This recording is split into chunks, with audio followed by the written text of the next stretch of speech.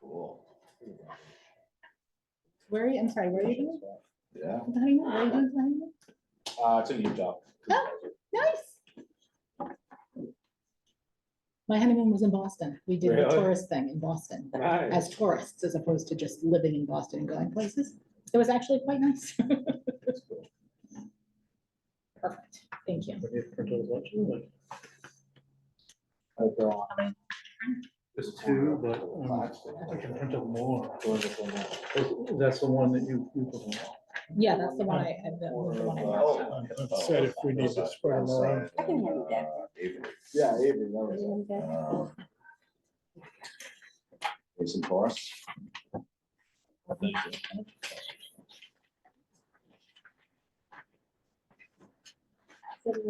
Still up. Just come down. Oh, you did? I thought it was been by since last Friday or something. I was surprised. I don't yet see anybody Yeah, online, so I that's was. fine. Yeah, we're starting at 7:45, like 15, it's pretty much done. It's gone, yeah. Oh, okay. And, you know, in 1890. I was gonna go. Dust. Did anybody Like else they were print out or crunching it, have and they or want wanted the to take the list door off of the the front. bylaws to go to finish the going through it like we were last time? I'm Blowing assuming out. we should go I through have it. Fire department You have- running everywhere, Do you need it? close everything down. The document that we went over last time, we went through it and we stopped about 2 or 3 sections before the end of it. Or four. We'll be efficient. That's okay. Could you do me a favor? Could you just go to the copy room? Is there still a copy room down here? Yeah. Okay, the copy room down there and just photocopy one I'll be this back again, I'll be back again. like 4 times. Yeah, always. They're double-sided, so you just need to do double-sided copy. Jay. Do you know how to do that, or do you want me to do it? Volunteer for this. Do you want me to do it? I can do it, Joe. He's very capable, I'm sure it's fine. This is like a class. Yeah, I have this in PDF. Take one, pass it down. Jerry, I think those are all. Okay, Jen, did you get one? Did you get the questionnaire? Yes, you did. Yes. One's a cluster, so it's. I put that together, if that's what you. Sounds good. that was Yeah. Okay, No, that's good. okay. Gives a little framework for people. Yeah, just to get them started. You can obviously talk about whatever, they can talk about whatever they want, but just to kind of get the creative juices flowing. Bird sales software. When Joe gets back, if you want to call the meeting to order. And then we Kevin can, said he was out this week, right? Kevin is out this week, Deb is out. I didn't hear from Josh or Janine. He was, Usually Janine's online, but I don't see anybody here yet. was she a maybe? Oh, maybe I You must did. have all your own crews then. Keep that I busy. saw everything. Thank you again for your time, Kim. Good Well, you're idea. very welcome, Sue, anytime. It can be 0. No, I don't see anybody yet. I'm sorry, I'm having a hard time seeing. I have my eyes dilated because I had an eye appointment right before this. So everything's still a little Lucky blurry. you. Yeah. Things are still a little blurry. 10 years. Right. I thought she said she had something that she can do at the same time. Maybe Maybe I think of one text or there. So how many people, how many people are out before we can't have the meeting? Actually, I need 5. 1, 2, 3, 4, 5. So you have 5 And and they Joe, need some 6. painting So you have at least 6. So if you got a guy, I could get over there. Yeah. That's it, guys. Actually, Close call. Sessa's worked for somebody to tie homes to the west and he works for the weekend, so.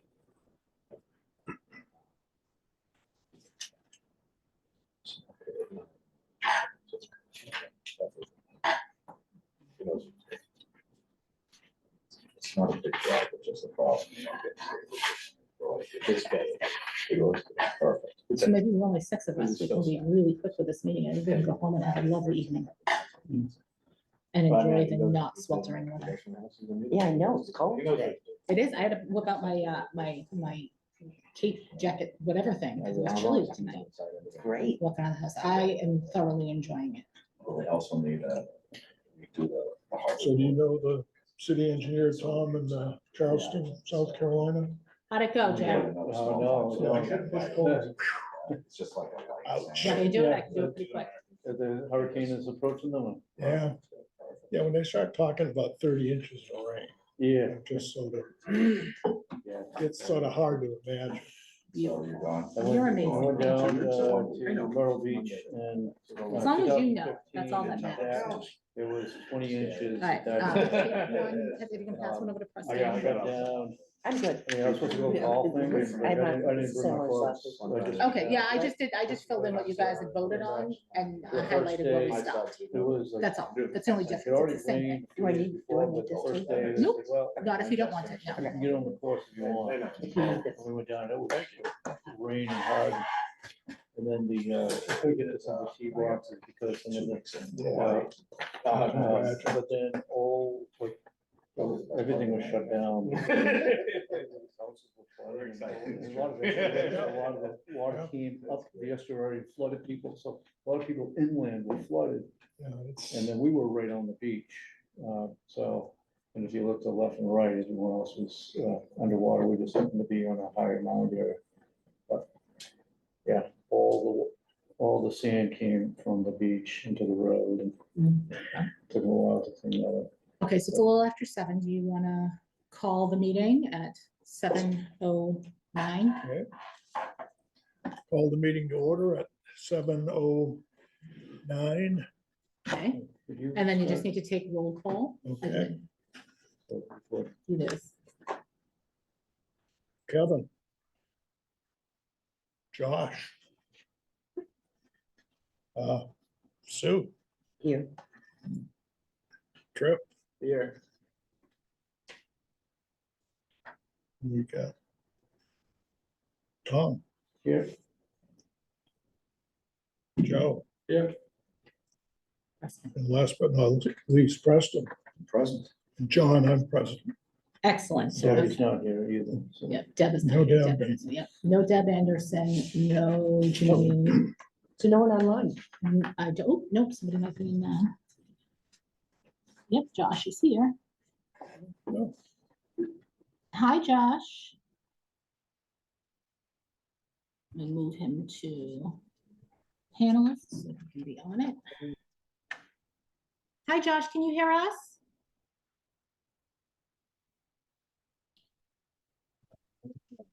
Hi, Josh, can you hear us? We can hear you. Sorry, I'm a little late. You're totally fine. So Josh is here. Okay, Good. so the only people not missing in attendance would be Kevin, Deb, and Janine, correct? I believe that's correct. Okay, Yes, you got it. alrighty. Okay. First order of business, the minutes from the last meeting that were circulated. Any, There's an extra M. you said that last Can week. anyone know- find it? You Is this know, Is this a quiz? In amended at the beginning. I meant it was amended. Gotcha. Okay, anything else? With the addition of an M? I think Or we're in removal, business. yeah, The removal. removal of an extra M. I Yeah. will double check Did you that, find yes. I did not, It's at the but I beginning. will. It's not amended. Let's pull it up. Not a big deal. Well, obviously it Very is. conscientious. Okay, with that correction, we have a motion to approve the minutes. So move. Joe Second, motions it, who seconds it? Tripp seconds it. okay, we're good. When voting, Joe, Yes. John, Go. Preston, Tripp? Aye. Right? Tom? Yes. Okay. Excellent. Josh, do you accept the minutes from Yes. last? Fantastic. Alrighty. Stand approved. Done. I Okay, love it. we are ready to wrap up very efficiently the item that we discussed last week of going through the bylaw, blow by blow. I was impressed that I had my doubts, I must say, when we started down that trail, but we did. I think you guys did great. And Kim has got it all documented in the copy online. Yep, yep. So- So Josh, and if you need to look at it online, it's in the, on the SharePoint site. It was Got a also in the email version. It's the invite. same as last time. It is the same thing as last time. It's in the email invite as well. The only thing I did was highlight in green the sections that we got through and updated the categories you guys all voted on and chose for each one to what you chose. Perfect, thank you. Okay.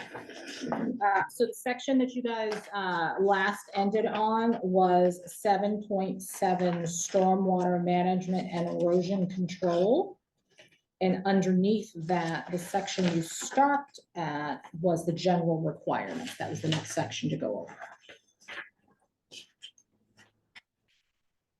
Are we all on the same? Are we there? Are we there? Pre-construction is the first item. So do we want to go around and take a vote again like we did last time? And you tell me what you choose, what you think it applies to, and I'll write down the numbers and get it I documented. need a minute to review what. Oh, yeah, Okay. you gotta have the scorecard I'm to, assuming the exempt activities is NA. I would think so, but You have that's, I just, again, yeah, today. And, silent partner.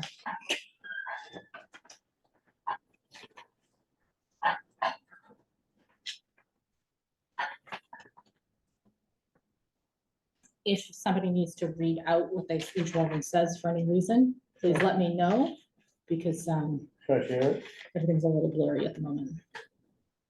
Oh, you can if you'd like to.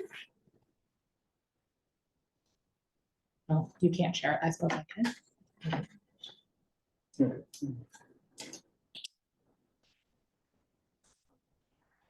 Should we be working on this individually or? I think we're just taking a moment to review where we're at and make sure that everybody has the, is on the same page and ready to discuss the final items. Which section are we looking at? 7.7 stormwater management and erosion control. The title is general requirements. It's the third category underneath the general requirement, the stormwater management and erosion control section.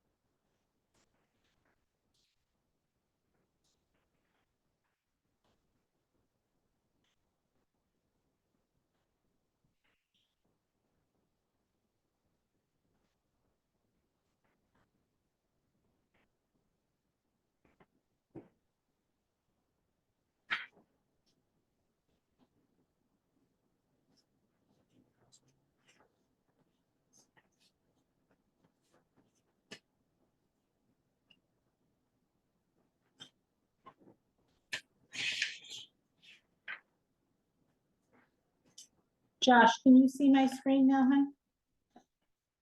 Yes, I can. That's helpful. Thank you. You're very welcome. All right, so we're down at section 7.7. And general requirements. So right here is where we're starting. I'm gonna make that a little bit bigger because it seems small to me. But again, I'm a little off kilter. Okay, so for pre-construction, I'll just go around the table and ask everybody what sections they think that it applies to, 1, 2, 3, 4, 5, or 6, or not applicable, okay? So let's start with you, Tom. Pre-construction applies to 1, 2, I have two. 2. Okay. Sue, I was gonna say 1, 3, and 4. okay, totally valid. Tripp, 2 and 3. 2 and 3, yeah. Preston, Yeah, 2 and 3 seems about right. 2 and 3. John, 3, 3. Joe, I thought 3 and 4. 3 and 4, okay. And Josh, do you have I said just 3. just 3? Okay, Sorry, I misread. I was actually circling 3. okay, so not 2, 3, okay, so 3. All right, so 3 is a definite option here. And then I have only 1, 1, and I have 1, 2, 2 2s, so that does not make a majority, and 1, 2, 2 4s, so I'd say 3 is it, so it applies to 3. Alrighty, construction. Construction applies to 1, 2, 3, 4, 5, or 6. Joe? 2, 3, 4. 2, 3, 4. John? 3. 3. Preston? 3. 2, Sure. 3, and 4. 2, 3, and 4.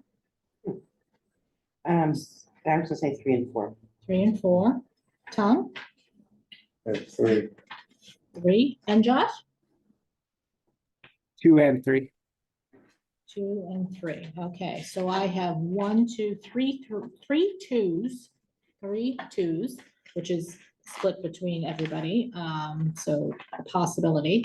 1, 2, 3, 4. Everybody was in agreement with 3, so I'd say 3 is a definite. And then I had 1, 2, 3, 4, 3 4s. So 2 and 4 are kind of wishy-washy. Do you want to include those, or are you guys comfortable with it being just 3? Just 3. Just 3. Okay, fair enough. Post-construction? Post-construction, 1, 2, 3, 4, 5, 6, or not applicable. We'll start with you, Josh. 2, 3, 4. 2, 3, 4. Got it. Joe? 3, 4. 3, 4. John? 4. 4. Preston? 4. 4. Trip? 2, 4. 2, 4. Sue? 4. 4. Tom? 2, 4. 2 and 4. Okay, so that one has 3 twos, 1, 2, 2 3s, and all 4s. So I'd say 4 is it. And if we go by previous, 4 wins it. Standard infiltration method. John, we'll start with you. 3 and 4. 3 and 4. Preston? 3. 3. Trip? 3, 4. 3, 4. Sue? Yeah, I'd say 3, 4. 3, 4. Tom? 3, 4. 3, 4. Josh? 3 and 4. 3 and 4. And Joe? Off the board with an 8. And A. Wow, look at you calling it out. A bold move. I'm gonna say 3 and 4 win it by a landslide. We're right, though. I don't know.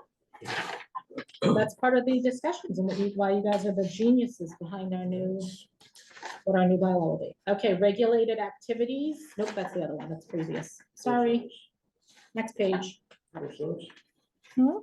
Four soils? Poor soils, yes. Poor soils is next. Poor soils. I can't see anything because I have my eyes down.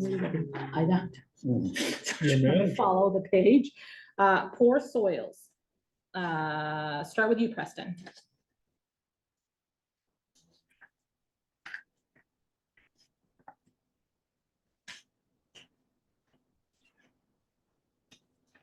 Go with 3, 4. 3, 4. I agree. 3, 4 for Trip. Sue? I guess 3, 4. Tom? 4. Just 4. Joe? 2. 2. John? 3. 3. Josh? I think maybe 1 or NA. I can't decide. Nice. Love the outliers. I love it. So I have 1, 2, 3, 4 3s and 4 4s. So 3 and 4 is it again. Okay, operation and maintenance plan. We'll start with Trip. It would be 4. 4. Sue? 4. 4. Tom? 4 and 6. 4 and 6. Josh? Sorry, I'm not sure about this one. Can you come Okay, back to me? Joe, I can. Joe? 4. 4. John? 4. 4. Preston? Yeah, 4. 4. Do you know which one you want, Josh? I feel like I'm a waitress and I'm asking if you've made your choice for dinner. Yeah, I mean, I do think it's like, it's meant to be 4, but I don't see any, other than there being a plan in place, I don't see an enforcement mechanism. Okay, so that is something to take note of, that you guys maybe wanna include that as part of your Yeah. recommendations for revision. So definitely a 4. Alrighty, as-built drawing. Sue, you're at 4. 4. Tom? 4. 4. Josh? I said NA. Yeah. Joe? On the fence between 4 and NA. We'll do both. And, okay. John? 4. 4. Preston? Yes, 4. And Trip? 4, yes. So I think 4 has won it with a possible NA component. Okay, design criteria.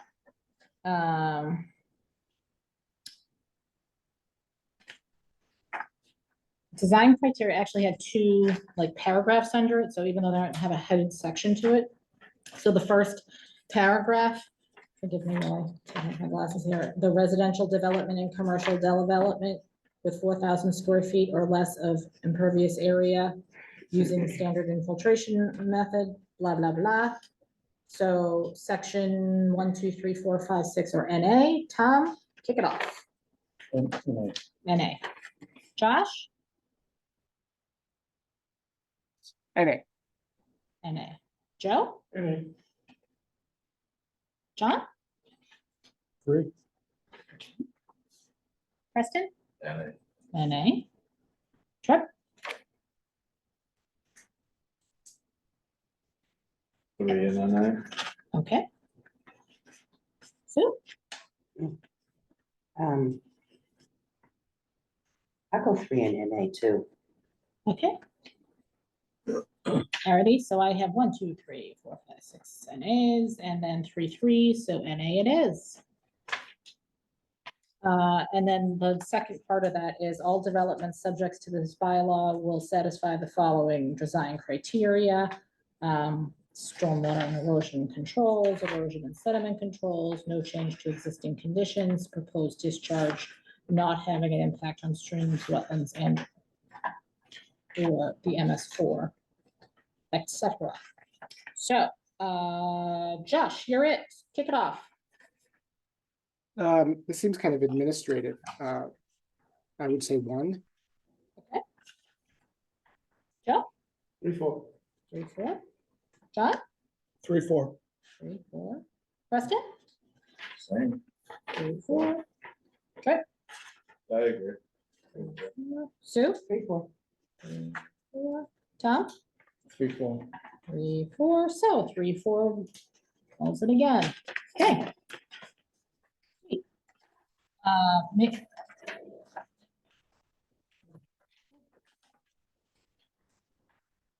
I think I might need to let Janine, poor Janine.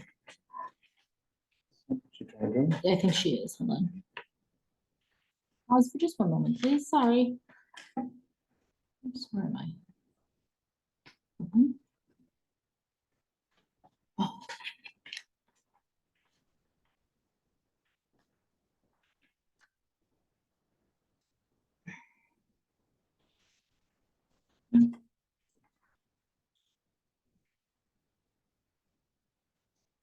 All right, I'm gonna, oh, here we go, participants, there we go. I couldn't find my participants tab.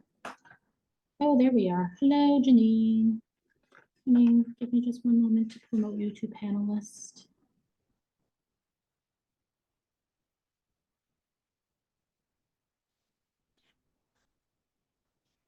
And there she is. Hello. I'm so sorry. No, it's okay. Sorry, I was late. Oh, no, you're fine. I had an eye doctor appointment, so my eyes are dilated, so I can't see things. Not your fault. Alrighty, so Janine has joined us, so welcome. We're just going through the rest of the bylaw review part of it for voting on which sections they belong to. So, section 7.8, maintenance of stormwater facilities is the next one. It was reserved, nothing was put in there, so obviously it doesn't have it's not applicable because it doesn't have anything in it. The next one, the severability, right? Severability, 1, 2, 3, 4, 5, 6, or not applicable. Janine, kick us off. I had not applicable for that one. You are amazing. Great, thank you. Josh, NA. Tom, Sue, And then Trip, Yeah, I don't know, so I'll go on that. Preston, Sure. John, NA, 1, 2, 3, 4, 5, 6, 7, Joe. And that's just, that's boilerplate language on almost any bylaw. Exactly. That makes sense, it's like Just if that. part one is ruled by a court, but it's illegal, the rest of it still applies. Standard. Yeah. Okay. So I think one of Josh's favorite sections, enforcement. The enforcement section, albeit probably weaker than what you'd like to see it or what it should be. Do we think it is a 1, 2, 3, 4, 5, 6, or not applicable? John, take it away. 2 and 4. 2 and 4. Preston,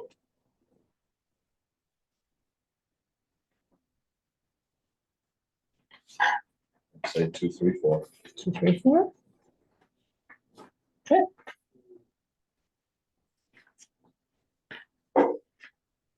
2. 2.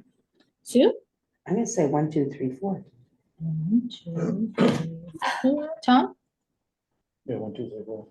1, 2, 3, 4. Josh, 1, 2, 3, 4. 1, 2, 3, 4. Janine, I'm a little bit of an oddball on this one. I put 6. you're fine. We love oddballs. So I have 1, 2, 3, 4, 5, 6 twos, so 2 is definitely in it. I feel left out. Joe didn't go yet. Oh, Joe, I'm sorry, go ahead. I'm sorry. All Okay, 6. the tiebreaker, yeah. All right, so 1, 2, 3, 4, 5, 6, 7 twos. Sorry, Joe. 1, 2, 3, 4, 5 threes. So 5 out of, we have 7, right? This might take a calculator. 5 out of 7, so that's correct. So no, it just takes my brain a minute to actually think, and that doesn't happen often. 1, 2, 3, 4, 5, 6 fours. So I'd say 4. And then only 1 5 and 1 6 and 2 or 3 1s. So 2, 3, and 4 is the final. 5 out of 8. Yes, you are correct. 5 out of 8. It's still more than half. Yeah. Okay. All right.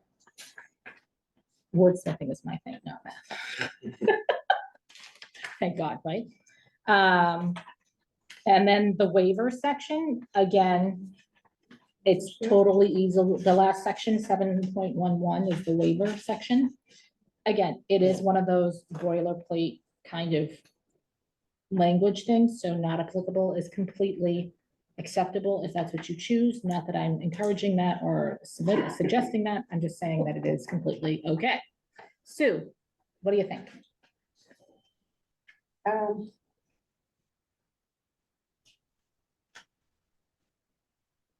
I don't want to hold everyone up.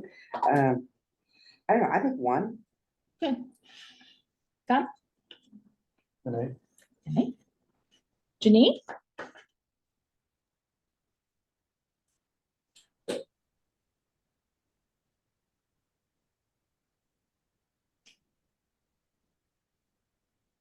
might not have heard you. Oh. I'm sorry, Janine, did you hear me?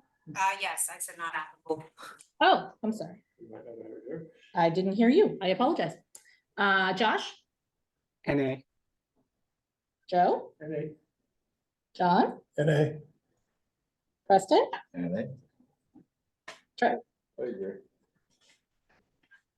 Okay, NA is it. Alrighty, we have gone through the entirety of the bylaw. Everybody has read each and everything, digested every single word, knows everything there is to know about the stormwater bylaw as it sits today, correct? I'm completely being facetious here. Correct. So with that being said, as the review committee, I think it's up to you guys to decide, John, if you would like to, how you'd like to proceed to the next section, to the next review part of it. So do you want to review another bylaw, the template bylaw? Do you want to review another town's bylaw? Do you want to get input from the group suggesting what parts will need I it? would like, and I suggested it at the end of the last meeting. We've been kind of in and out of the discussion of what do we think of the current bylaw, strengths and weaknesses. But it would really help me to hear directly from what I would call the stakeholders. Okay. Which is wonderful because we're all here tonight. We have an elected official. We have two guys from the construction world. We have a developer, a real estate guy. We have Tom on engineering. We have conservation. And Janine and I are the citizens that bring expertise. So I think what I would suggest is that, and I think your template is really helpful with kind of suggesting a few things. I'd like to kind of go around, the stakeholder group and everybody take, 2-3 minutes as long as you want and kind of give your assessment of strengths and weaknesses of the current bylaw. So that would be my thought. If people agree, that's a simple way to kind of handle it. And we've got so much information out there already. I reread Tom's presentation to the board.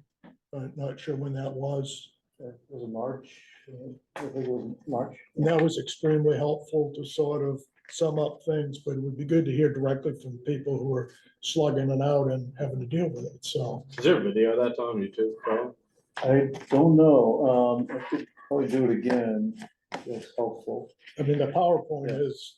Oh, yeah, there's a PowerPoint. There, Yeah. but, yeah, I wonder if there was exchange Yeah. with the board. That would be really interesting. Yeah. If it was I was recorded. at a select board meeting in March. It's probably on, it's probably recorded, yeah.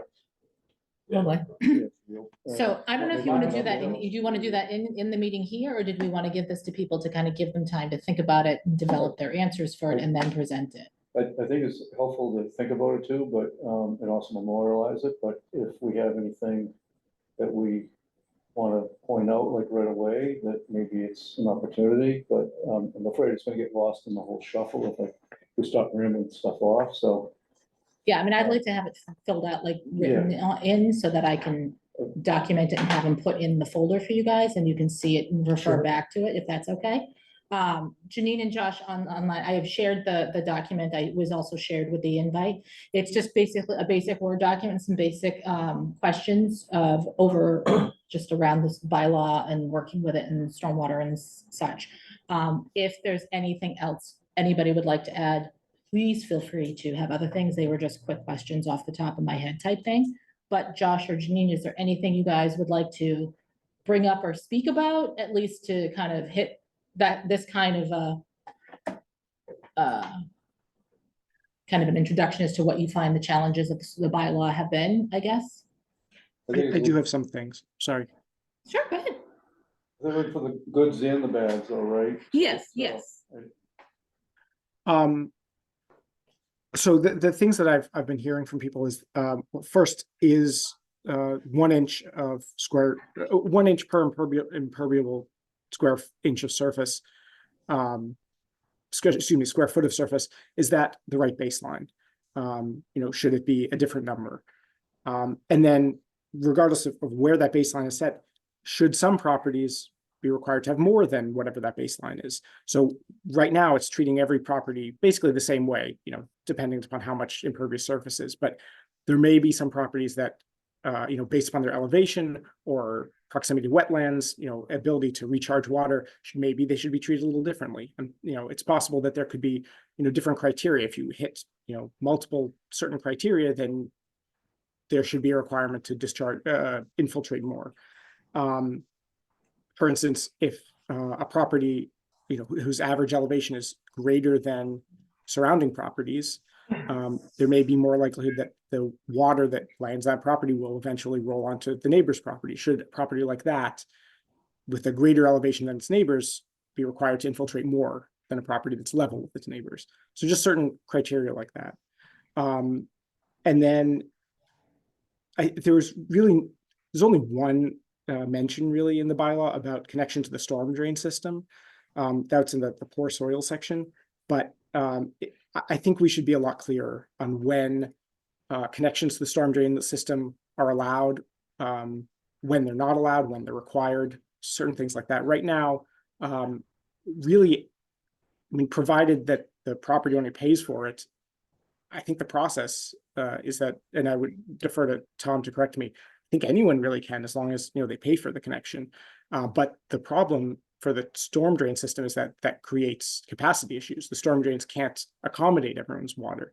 So perhaps we should have regulations that say, there are certain properties that only certain properties should be allowed to connect. For instance, if for whatever reason they're in a low-lying area that's very susceptible to flooding, or there's certain properties that maybe otherwise shouldn't be allowed to connect to the system because it would overburden the system and make it less effective. And then on enforcement, it discusses the illicit discharges, but it really doesn't seem to discuss runoff onto neighbors' properties, the capacity issues. And so I think that area of enforcement needs to discuss the quantity and capacity issues, as well as the water quality.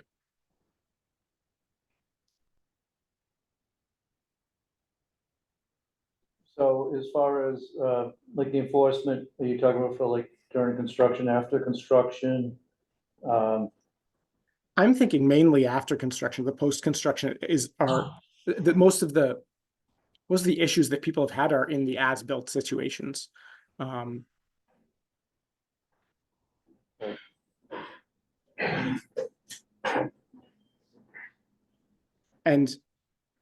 it might still be in a complaint-based scenario, where a neighbor still has to, call up the building commissioner or the engineer to make them aware of the situation. But right now, I just see references to illicit connections, unlawful discharges. There's no real mention of runoff onto neighbors' properties. That's not really in the power of anyone to enforce at the moment. Because it's a civil matter, correct? That's what the time is. I'm sorry. I believe so. It's because it's a civil matter and that's how the town sees it. I have seen it. I guess I would beg the question of, and again, I'm not here, so I'm just playing devil's advocate type of thing. But after the building is done and Joe's done all his and we've done all the regulatory stuff that we have to do through stormwater, what is to prevent a home, like if I build my house, my neighbor has their house, everything is fine, we're all copacetic, but then behind me builds and they're up on a hill and they just so happen to start adding to mine, therefore mine starts adding to the next one. Like, how do you determine where that initial person is through a stormwater bylaw? I just don't know that this is necessarily the most adequate place to do it. Pretty difficult to do. And how do you prove that the excess of water came from your neighbors? I mean, granted, soil disturbance because you had people build around you, but other than that assumption, you can't actually like prove that they're the root cause of all your extra water, right? Well, that's why I think there needs to be provisions for post-construction enforcement in the bylaw, so that, I mean, when a building is constructed, I think the town has a process for understanding how much water has to be absorbed on that particular property. And if we don't handle that and assess that during the construction process, then we're in that situation where after construction, you're right, we don't know. It's very difficult to identify and to fix the problem. So I think by strengthening the construction, by strengthening the regulations that are required during construction, that at the same time will strengthen and alleviate the problems that are being observed currently post-construction. So I'm just making sure I clarify and understand this. So the first inch of runoff, my understanding is the purpose for the first inch is that you're basically getting the first inch of runoff. It's not to prevent the quantity of water coming off your property. It's more to prevent the essentially first flush of phosphorus and other debris, other things that are coming off of your property or things that are in the water for water quality. It's not meant to address water quantity. Am I correct in that? It does help, but yeah, that was the idea, that like 1 inch collection is for the treatment. Although it does help with the discharge. Right, but it's not meant to be a quantity control mechanism. So I think that might be where it's difficult to contain. The bylaw is targeted at the MS4. Yeah. Not at helping to prevent flooding in the neighbors. It's just, Right. it's not targeted at that at all. Right. Which is the big issue, it sounds like, that's missing in the bylaw. Correct. Yeah, I'm not saying that doesn't mean you shouldn't add things that would address that. No. I'm just not entirely sure how any municipality, big, small, or ginormous, would administratively enforce how much water is coming off of the property based on anything other than what's happening at the time of construction. If it occurs after construction, so somebody else's house is built and then it changes what happens in your yard, how are we to hold somebody accountable for something that changes around you? Well, let me give an example. So if right now, if someone takes, if someone's basement floods and they pump it out with a sump pump and they take a hose and bring it all the way to the property line and spew water on their neighbor's property, it sounds like this bylaw does not allow enforcement against that. Right. So that's a problem. Okay, so that should be added. Yeah, something like that should be added. Situation, that should be in like should that be in the regulations or a bylaw? I don't know, I guess a bylaw.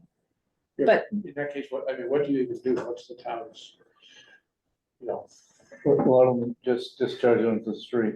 I mean, you can see the pipes as you drive down some of these roads. discharging water onto a neighbor's property, how do we even, They- even if it says it in the bylaw, what, as an enforcing agent, what would I even do? You're probably more likely directed towards the town stormwater system. A couple of instances for the commission I could give you. But just a quick question. So say if you went from 1 to 2 inch, that therefore addressed capacity.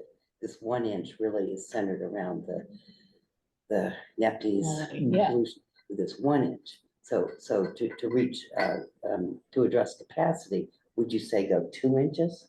That's what other communities are starting to do, is going to either a higher inches or a storm frequency, you know. I mean, my question is too, though, but if we go to 2 inches, technically speaking, even if somebody is pumping it out of their basement into someone else's property, whether they have 1 inch or 2 inches isn't gonna make a Well, you're difference. mixing up And, two things. I mean, there's how you design it, and it can be based on 1 inch, 2 inch, or and it's not gonna 6 stop inches. somebody from getting the water in their no, basement. that's a operational post-construction real issue. That has to be So- very, very difficult to enforce. you Can know. I just make a quick comment? I wonder if maybe what we're talking about, rather, I mean, I understand enforcement is a critical issue, but how robust is our inspection and maintenance program that would capture a lot of this, where if we require, inspections of private properties, that would kind of capture the post-construction concerns to make sure people are doing what they said they were designed to do, et cetera. Again, I'm not familiar with the town's inspection and maintenance program of private properties or even commercial properties, but that could be where we could capture some of that enforcement versus having that in a bylaw. Currently speaking, I have no mechanism or no way to inspect or demand anybody on private property do anything that they said that they were gonna do in an operations and maintenance plan, other than have them self-certify that it's being done.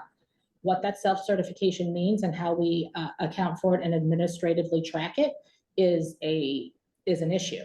So I can't go onto somebody's property and say, you were mandated to put in this system, but I need to check and make sure it's still working correctly. As long as they put it in correctly when they built it, the building permit's done. They are under no obligation to allow me to do something like that. And I also do not have the staff available to go to 10,000 properties in town and inspect any and all. So that's a problem. I mean, do we have a database of all the stormwater facilities, private or public? We have multiple databases around different things depending on what its function is and what it's for and what it was put in. We don't have it all in one place. It is something we're working on kind of compiling and making all in one. We're trying to complete the towns, all the town systems. We've created a huge list. Right. Yeah, I have a list of all the BMPs that we have in town that are publicly Right. owned. Well, And that we can mandate, owner. And then we have, operations and and then we have a tracking list of the houses that have put in. Dry wells. Dry wells. right. I don't have a list of homes that have done things like rain gardens or other things that are, And there's people that done it without Stormwater needing a things. permit, who've done things on their own as well. correct. And now with the utility, the stormwater utility in place, we're trying to come up, or not trying to, but trying to finalize a credit program where people get credit for doing above and beyond stormwater things in their. The Conservation Commission has required some extra measures. Mhm. I can give one example. South Street, there's a property on South Street with a long driveway, with a good elevation.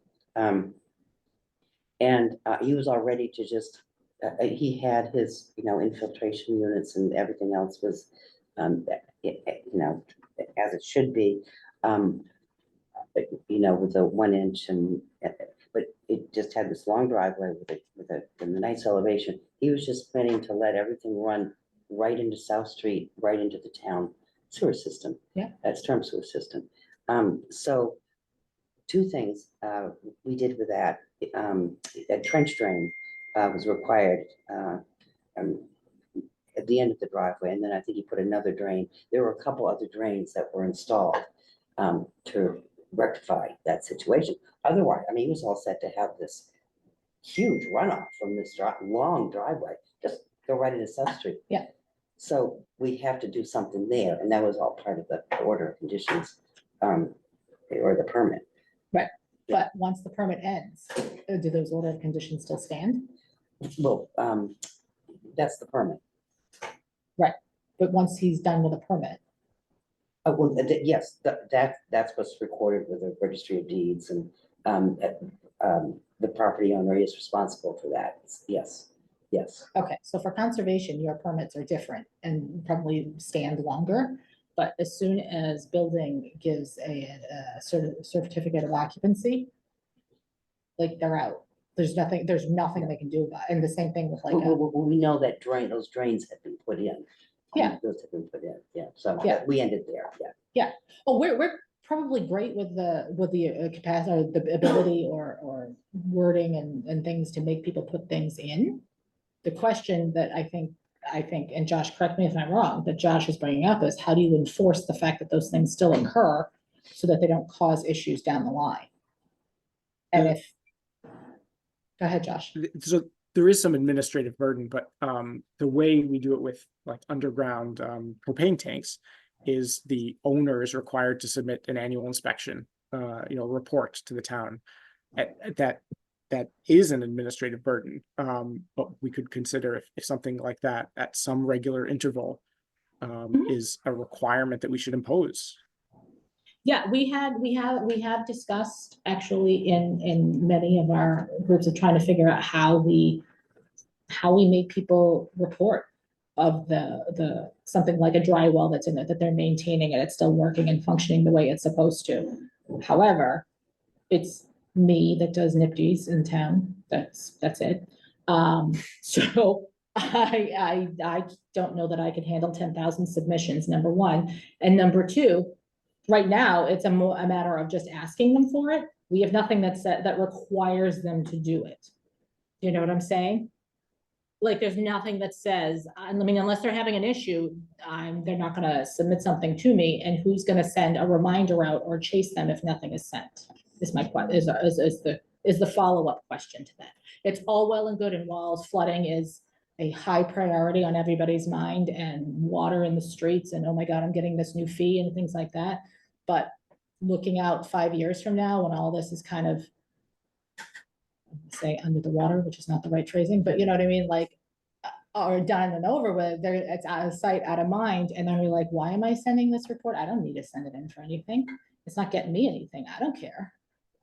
So when you don't receive the reports that are required, But we don't receive them now, but if we were to do something like that, requiring them to, through the bylaw, we also have to make sure we have, it's an issue with the Conservation Commission. So there's also Yeah. reports that are, yeah, with the monitor. yeah, Incentivize, like, our thought was to incentivize it by giving a certain amount of Where percentage have you off guys of been the with that thought? stormwater What can you utility. incentivize with the green certificate? the fees. No, Uh, money off their stormwater utility Yeah. bill, How much? a credit. It would be a Well, certain it's percentage, not I good, don't know. I mean, No, I think it's a great the- idea. I mean, the- some people might do it. I think Yeah. it's great. Is that something that's we're talking in about- motion or being proposed? It's in motion. It's a motion, we're talking about it tomorrow. Yeah. That'd be So big going on back to, those people. just going back to, sorry, No, you're not. just going back to the enforcement, because I agree with Josh that the enforcement could be a little bit more robust, but I think it might be a resources issue, it sounds like, in terms of, you know, we can only increase enforcement or make it more robust depending on how many resources you have, and it sounds like you have none. So we Well, might I have to think- think about that when we go to the town to ask, you know, maybe it's not just looking at the bylaw, but we also need to sort of outline what sort of program structural changes we want to make. And ask for resources, because, so I don't know, like, when they have a construction permit, you know, who are your inspectors? Do they have inspectors that go out there that look at the design, and then when they're done with the project, that's it? So you have inspectors for that, right? I can tell you that through construction, it can be enforced. You know, their design, so they present a design and they get it, you know, theoretically, they will say that after construction, we are not going to, volume and rate of runoff is gonna be less than preconditions or equal than preconditions. And we can have them file all the paperwork they need to do to show us that, or they can certify it, however we do it. And during construction, we can witness the construction. You know, they plan on collecting stormwater from the driveway and it's gonna discharge over there. Yep, they're doing it. Fine. I think it's, the problem we have enforcing is the construction has been done 10 years ago. Two neighbors are now next to each other, and one decides they're gonna send their roof leader runoff directly to their neighbor's property, which has happened, and then we get called out there to, their roof leaders are directed at my property. And I was gonna say, there's no construction going on, we don't have any permits to issue. You know, this is like a civil matter, I'm sorry. It's discharged in the street, then we can say, you cannot discharge the street, we actually have a regulations, you can't discharge the street.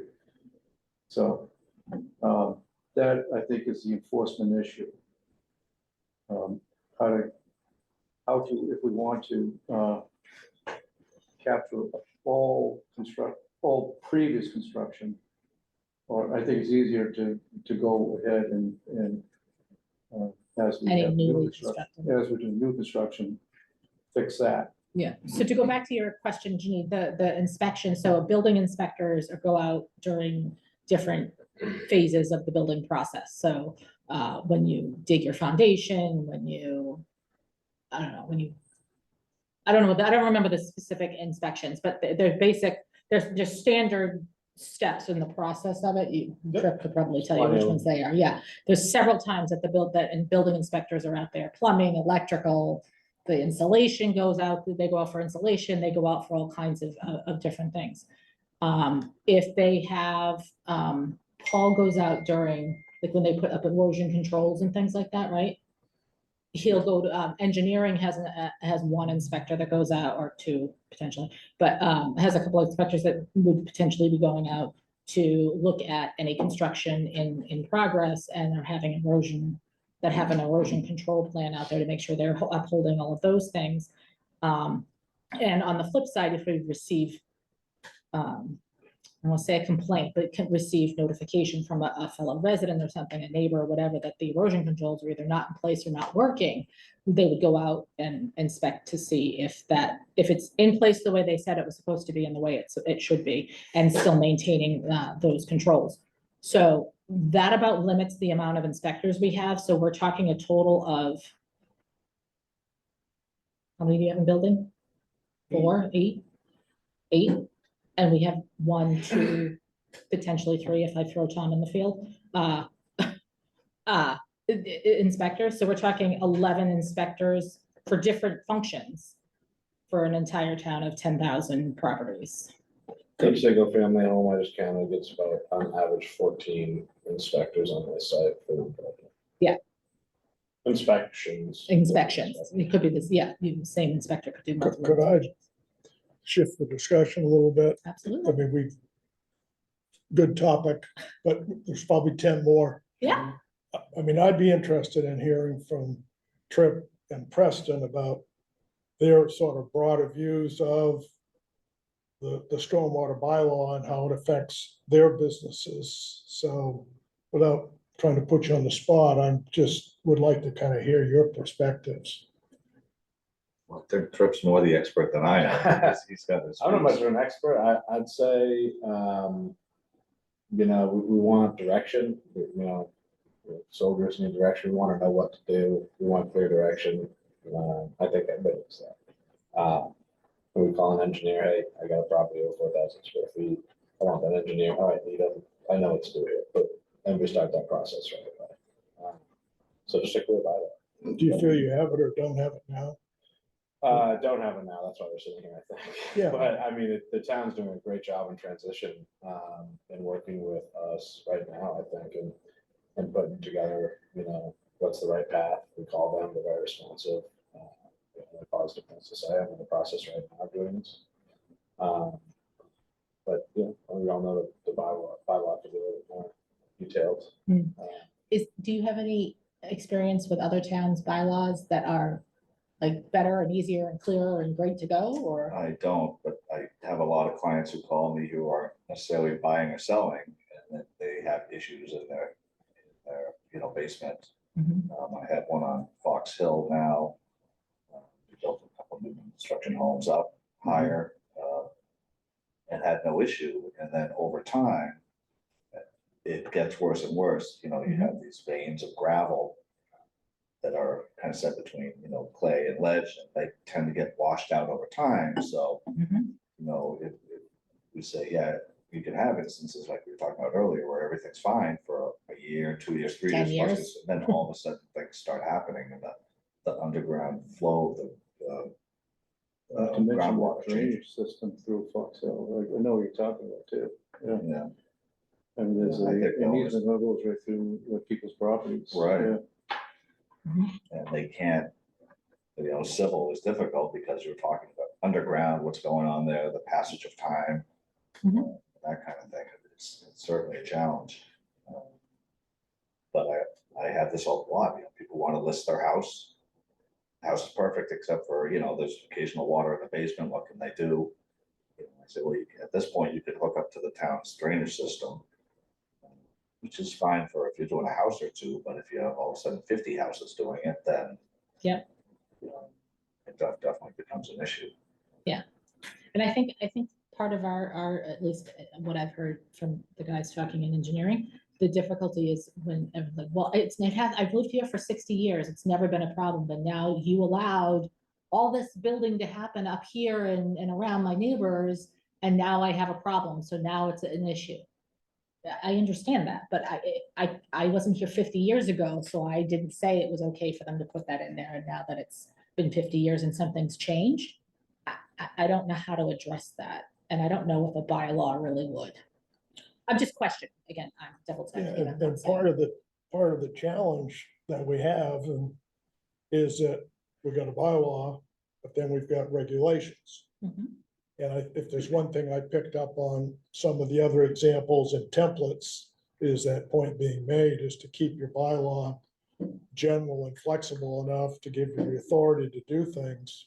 But then the meat and the details, the things that Tripp is looking for, has to be in a regulation, Exactly. which has more flexibility in terms of it doesn't require all the town meeting approval and everything else. So I mean, finding that fine line, because when I look at the bylaw that we have now, there's some things in there that are quite detailed. Then there are other things that are really, and those detailed things almost seem like they belong in a regulation. Whereas there's probably some gaps, that should be in there. So I think we've got our work cut out to our parallel track of really generating two documents. Yeah, I agree. And the other thing I find also is, people say, oh yeah, we put in the most fabulous sump pumps and battery backups and all that. We know battery backups last, a day or two. If there's a catastrophic event and there's no power, being able to hook in through gravity to the town's drainage system is a huge advantage. Buyers are starting to pay attention to that. Yeah, I just spent 75 grand to finish my basement, but then what if we lose power? And Peter's not the only town that does allow that, and it is a case-by-case basis, from my understanding. I've had to do it a couple of times, but only when I need to. Keep it on site when we can. I think of the 30 homes I built in town-ish, I've done it once on Henderson Street, and we went through and said, called the building inspector out and said, the material, we got wet, there's subpar material here, we need to divert this water in the town sewer. We luckily had the catch basin, the town drainage system, and it was a case, you guys reviewed my plan to connect, and it was approved. Yeah.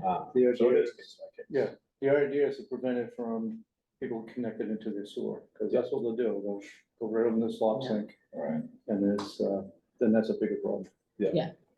How often, Tom, do you have to turn people down that want to connect to the storm system? We don't, we really don't. I don't think but we do. I mean, they might go back and suggest, like, they would make changes to it. more than Yeah, they would- we have them design it, show us how they're doing it, file a permit and sign a waiver that, make sure there's a siphon break. But when the alternative, when it's, they could connect it, they could connect to the sewer inside the house, and we would never know about it Yeah. until it becomes a Yeah. problem. Right. So the idea is to give them an opportunity to do something other than that. We've been starting to add in, like, so this small diameter drain program, probably was in the 90s, started in the 90s, so it was never really developed in a written document. And then someone put together a instructions on, basically a waiver to fill out, and that was pretty much it. Tony came up with a requirement. We've been modifying that requirement over the last 4 years. I'm starting to think that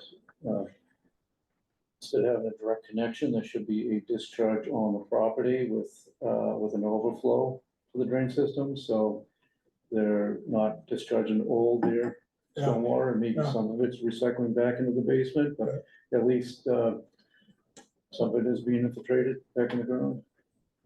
But that needs to be developed more, like I think Josh was mentioning as well. And as long as you are ahead of the game with your stormwater master plan, you know where your limitations are in the conveyance system that you can accommodate.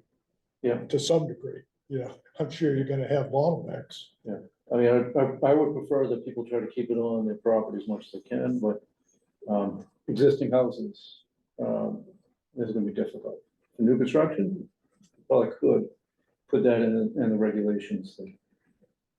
There are towns that I know that, if you are gonna put a sump pump, you have to identify another location, in addition to the stormwater infiltration, you know, where your discharge is gonna be. Take another recharge. Yeah, like another recharge or do the calcs, you know, to show it. How many are hooking up per year?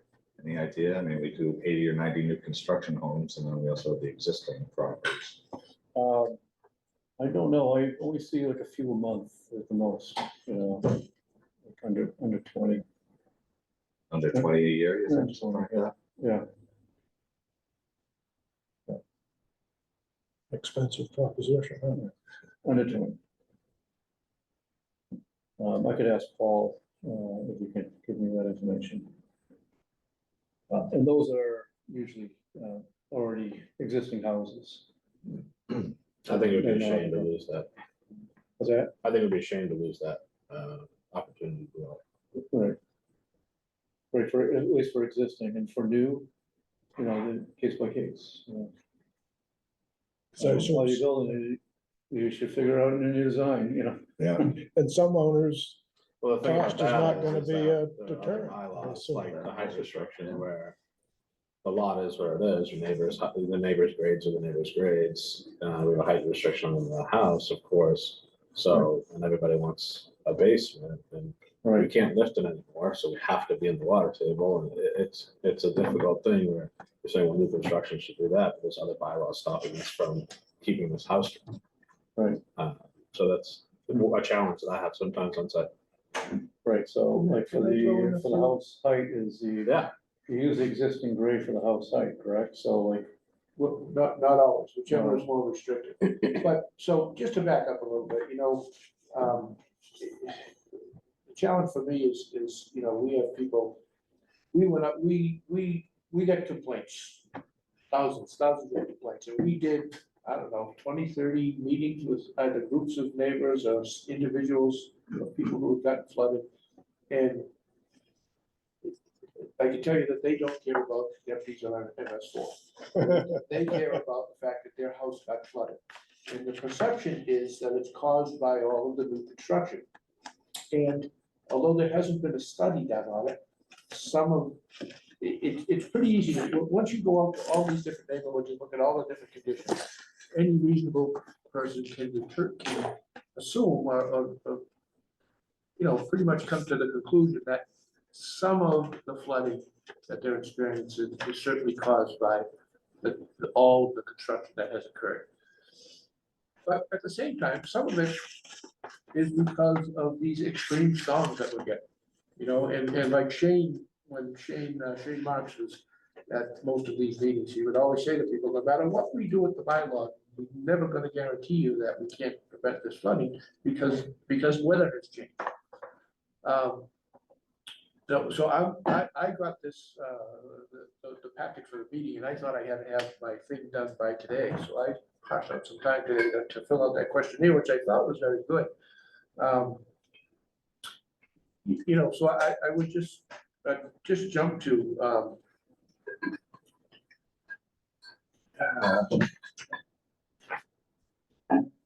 you know, I think there are things that we can do, and I put 3 things down, is number 1, limit additional flow into the town system, whether by additional recharge system, or, I wonder, I'm not an engineer, I'm not a water guy, but I sometimes question though, you know, we take the water off the roof, for example, put it into a pipe and put it into a tank in the ground.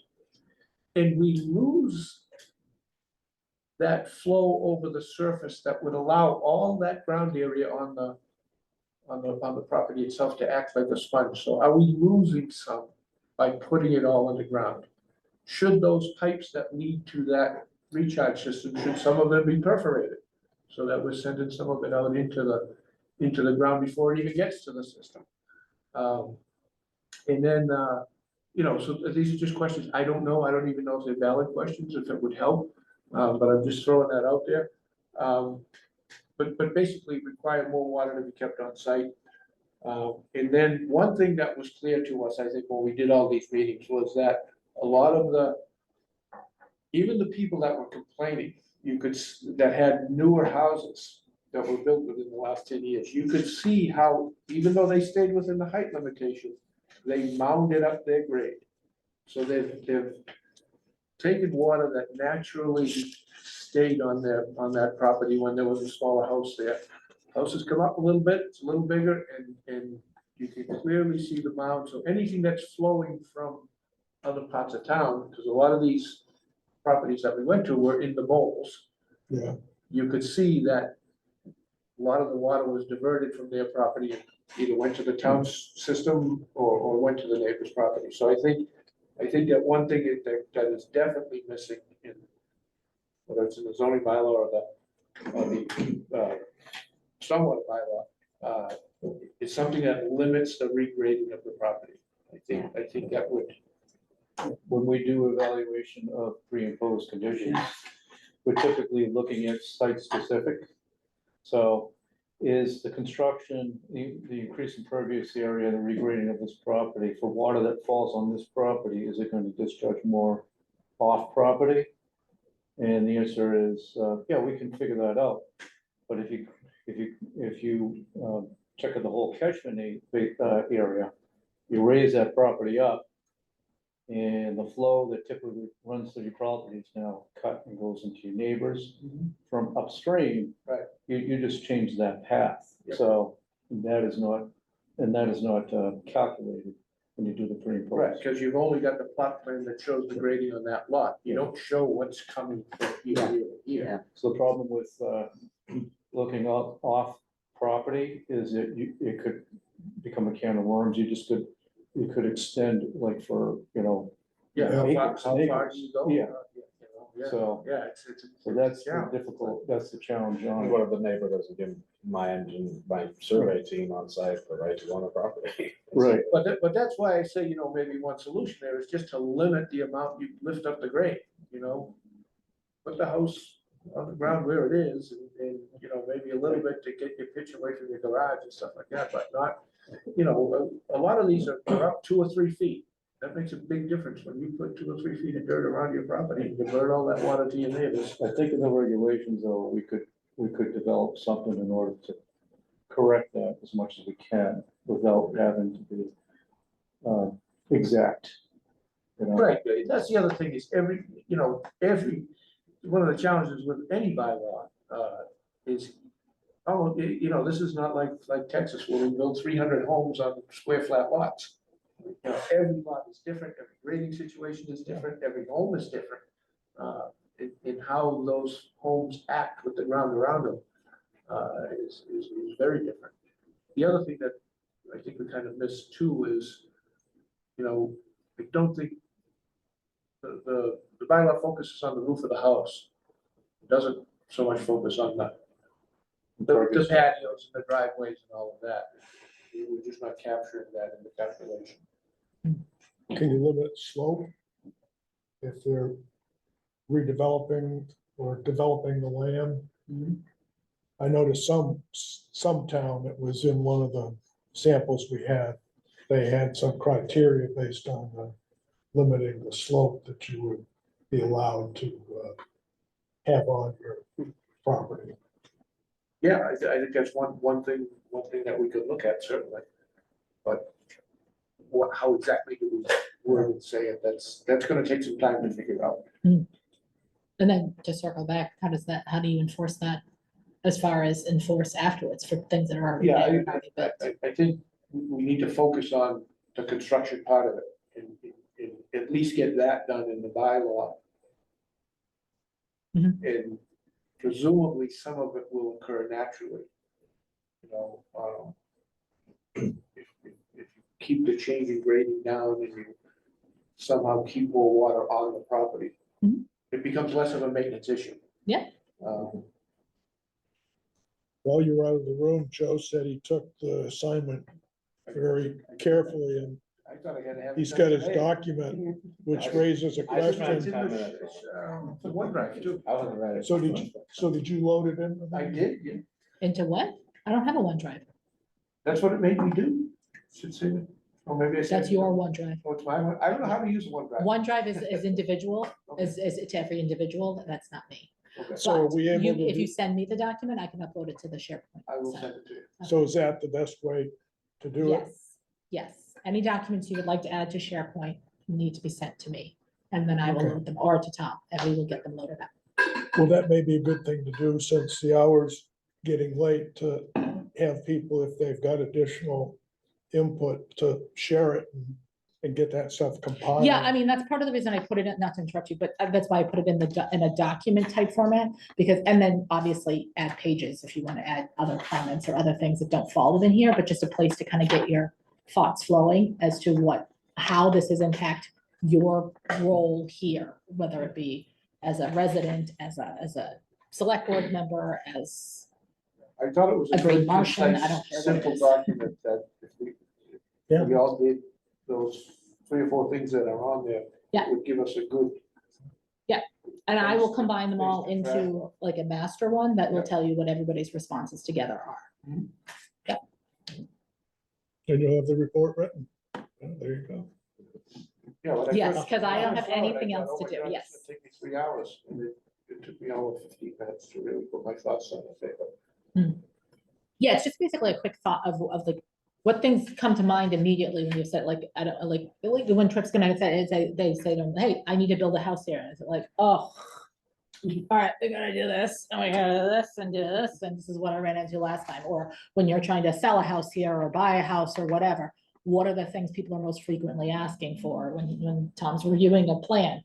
What are the things he's looking for that are the biggest pitfalls each time that we don't really have a clear guidance for, or a clear rule around in a bylaw? Yeah. Again, I'm just stating as what I think your point is. I am not saying what the point actually is. I have to stop doing that. Can I ask Sue a question? You can do whatever you like. Since we haven't specifically heard from conservation in terms of your feelings about the bylaw, and is it doing enough to Yeah. protect resources? No, it's on the site proper. It works pretty well. The issue, many times the issue is the abutting property for the town system. And we have to, that's when we have to kind of require some additional measures. But no, I mean, we go through it carefully, and I mean, I'm not an engineer. We have an engineer on the Conservation Commission to figure out the calculations. But it works nicely on the site proper. The big problem is, many times, is having to introduce additional measures so it will stay on the property. I think it's also a problem sometimes in conservation that it doesn't necessarily always, I wouldn't say jive, because that's not the right word, but doesn't always complement any conservation regulations or things that they have, environmental regulations that they have to follow. So maybe making sure that those things are, I'm not saying incorporated, but taken into consideration when you recommend any changes or things to it, that you think about not just the impact on the stormwater in town, but the stormwater and how an environmental person would look at it or conservation. It backs us up incredibly. Okay. Yeah. Yeah. Yeah. Yeah, incredibly. I think it just doesn't necessarily always, sometimes, well, not necessarily always, it sometimes doesn't go far enough, so there's room for questions and consideration, and you're rethinking it again, and then like, oh, maybe that wasn't right. So anywhere to kind of shore that up for them, so it's not so, oh, well, if I do this, that means it still qualifies here, but it's still Yeah. that, you know what I Yeah. mean? Like, there's not so many. And then, So of course, a large part of it would be the permeable pavers and attempting for as many permeable surfaces as possible. Yeah. Whether it be on the patio or a deck or a driveway or, so that's part of us too. No, Maybe I that think can be this- helped in definitions. Yeah, too. those definitions are really important, so, yeah. Yeah. I agree with you. So coming to a consensus of what good definitions are, because in terms of stormwater, a permeable paver, though permeable and does allow more absorption of water, you are still changing in the world of EPA, you are still changing the way that water is absorbed into the ground underneath it. Regardless if your entire driveway is made of a permeable paver, you still have a layer of gravel underneath it and a layer of other things in there. Yeah. It's still getting clogged with oils and debris and other things. If you don't have a mechanism or a way to clean that out, flush it out, do whatever, and keep it working the way it's supposed to, it's not permeable. It's not, just because you put a permeable pavement on there, it doesn't mean that it's as if the pavement was never there. And that's, I think, how people feel it is, because it's how it's marketed. Well, it's the whole issue of maintenance of green infrastructure. Yeah, People are finding out. Yeah. It ain't a slam dunk. I mean, Yeah. yeah. It's great for we keeping thought we had water all away this- from your house, and like I've told many people who have had a whole, permeable driveway and our pavers, and that we did this whole thing, so we wouldn't have. Yes, it's great to protect your house. Yes, you don't have standing water on your patio that's now draining into your living room because you're right at that grade level. However, it doesn't mean that the ground underneath is absorbing it any faster. It's just absorbing what it can here and then allowing it to drain out over the side, keeping your house safe. That's terrific. How does the utility fee treat permeable driveways? At the moment, it sees it as an impervious surface. Okay. We don't have a way to. We don't have a way. We don't have a good working solution to how somebody could prove to us that that driveway is functioning as like a dry well or Like a something lawn. like that, like a lawn, yeah. Something that would function in that way. Right. And the amount of information and the certification from potentially like a certified engineer and stuff like that. Does anybody really want to go through that cost to get, 5% off their stormwater fee of $39 a month? I mean, a quarter, It is a quarter? a Yeah, year, a quarter. a quarter. Yeah. Then there are I'm not rain sure, downs. or a year, or whatever it is a year. It's $9.55 a quarter for the average home. That's it. So $39 a year, I mean, now granted, as it goes up, yeah, 5% could be worth it, and maybe that would be overall. And how often does that last? Because the engineer is certifying it works today. Does that mean you've driven over it all year long and it's still working next year? I would say we'd have to have a certain regular frequency to where they, affirm that, yes, that's what's happening. So it's difficult, same thing with like a deck. Yes, a deck, water goes through it. There's slats in the deck. It's open. The ground underneath it's not absorbing it the same way as if that deck was not there. It's still there. It still changes it. So can we put a wrap on this discussion by suggesting that we, Homework assignment, Yeah, homework assignment. Okay, so to sum up, John's tired and I agree. Joe's Uh, hungry. To sum up, I'm sorry, huh? And Joe's what? Joe's hungry. Joe's hungry, yes. To sum up, the survey that was sent around to everybody and is on the SharePoint site if you need it, not from the email. If everybody could put their thoughts to it and maybe get a document emailed back to me, kdonovan@needhamma.gov. If you can get it back to me, say by next Tuesday. I'm done, so I'm gonna send it to you. Yeah. So next Tuesday, Wednesday, so basically next week, so I can get it prepared. And that way I can try to have it ready for when I send out the meeting information for the next one. And Trip's not gonna be here, so you get it before you go get married. I will. I Okay. would suggest if there's other items you want to add to it, just put them on there too, so you can see what the other Exactly. items are. Another page with other items on it is totally fine. You send me whatever you got and I'm gonna collate everything together and combine them and make them into a nice pretty document. The only thing I would say on the third question, where it had like the 3 parts. Yeah. It wouldn't type normally, it would only type in a column. Like that was doing that. It's probably something I did not know. Okay, that's okay. I will reformat it. Just type it any way you can get it in there. do it in a separate email. Yeah, do it any way you Then- can and then I'll make Kim it will- happen. Kim can figure it out. I'll make it happen. So there is that. I also would suggest or like to have maybe for next meeting, have you guys have a list of the topics you feel you would like to see in the next iteration of a bylaw. So in other words, a place to start, whether that means, using the standard template that we have in there, using other towns' template, something in there, anything that you find in anywhere else that you think would be useful.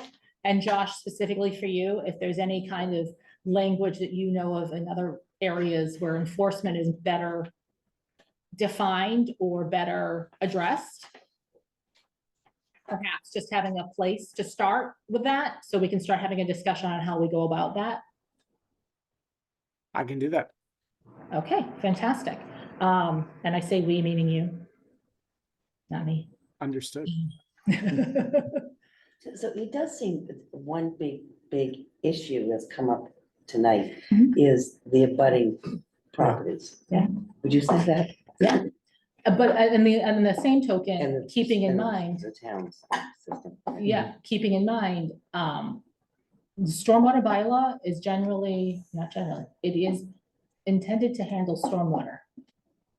Other things such as abutters and other things like that may be better handled in another general bylaw or in another bylaw, or we might need to be, I shouldn't say we, I keep saying we. This group may need to suggest that other changes occur in, or be looked at in other divisions, departments, whatever, be it from planning, zoning, any other place where there's any kind of regulated activity in town, or even in a general bylaw, that maybe this needs to be a more general thing, not specifically to stormwater. It's just a food for thought. Do you know if, when Beta put together that nice summary, and they went through about 50 municipalities, did they have electronic copies of all of those bylaws? They probably do. If there's I one or think it's two that just- jump out that seem like they might be of value to actually go back to the document. I mean, generally speaking, if it's a if the document you're talking about is the one where they reviewed the bylaws that were in place and Yeah. they'd be posted online. I Google it. Oh, at the town, yeah. Yeah. Okay, that's probably true. I would Google it. Although some people We don't may keep have it up some to date. uploaded already. Yeah, I might have copies of some others in other places, And but I'm still trying and to if you chase down can't- this Watertown thing that I keep hearing about through CRWA. But I mean, the Right. one that's in there is like 5 or 6 years ago, and it doesn't look like it's anything special. the For stormwater, the new one, for the new one, manual? you're saying like the new one, for Watertown had, you had to collect the 100-year storm event. Yeah. on your property. I mean, maybe that's proposed or. yeah, I don't think it's been finalized, to be honest with you. I don't think it's quite at the final stage. I can, if you have ones that you think you see on there that aren't, don't think the most updated version is what you're seeing, let me know. I can try to contact the towns directly. I mean, I was impressed, several people have done them within the last 2 or 3 years. So I would think that they're, are trying to reflect some of the same issues that we're dealing with. Yeah, some of the difficulty with using other communities such as like Watertown, though great and fabulous, some of them are city, or they're more urban than we are, so they don't have the same issues that we have. Okay. So the language is not transferable from community to community necessarily. The thoughts and ideas and the topics are still valid, but the way that they handle it could be a little bit different, or could be slightly different than what we might do, only because they're in an urbanized environment and we're not. So, Good point. and we're not completely rural. We don't live out in Rutland and have, acres and acres of land, but at the same time, we're less urbanized than Cambridge is. So, so I think that is for homework for this time is the survey, and maybe coming up with some topics to discuss or topics to consider as part of a bylaw. If there's anything missing out of our current bylaw or something that should be added or more detailed, that way we have a starting point to where we can start working on some possible recommended changes, corrections. I don't know how else to say it without sounding completely negative, but to the bylaws for a presentation to the select board. And also keeping in mind that the bylaw, like John stated earlier, is designed to be a general, so we can get things accomplished and done document. legally binding type, everybody has to adhere to it. But the regulations, if there are specific things to be addressed, the regulations are where we should probably do something like that. And having two separate documents like that will allow us to be a more, I don't know, more gymnast-like and be flexible on how things are getting done in town as things change. Okay, sorry, I wanted to make reference to the Olympics because, they're going. I just thought maybe. I like that. I thought I'd maybe put it in there a little later. Gymnast references. Yeah. Okay, so I am going to ask somebody to, I'll make a motion. Second. motion to adjourn, seconded by Tripp and Joe, Yes. John, Yes. Kristen, Tripp, Yes. Sue, Tom, Yes. Janine, Yes. and Josh. Yes. Great. Bye. Everybody have a wonderful, wonderful night. Enjoy the cooler weather. Maybe open a window and give your air conditioner a break. Get ready for lots of Good night, stormwater everyone. on Friday night, Saturday morning. Okay, shush. Yeah. Thank you. Good night. We need it. We only get 3 or 4 inches here. We need the rain. Yeah, it's 2.5, right? Or is it more than that?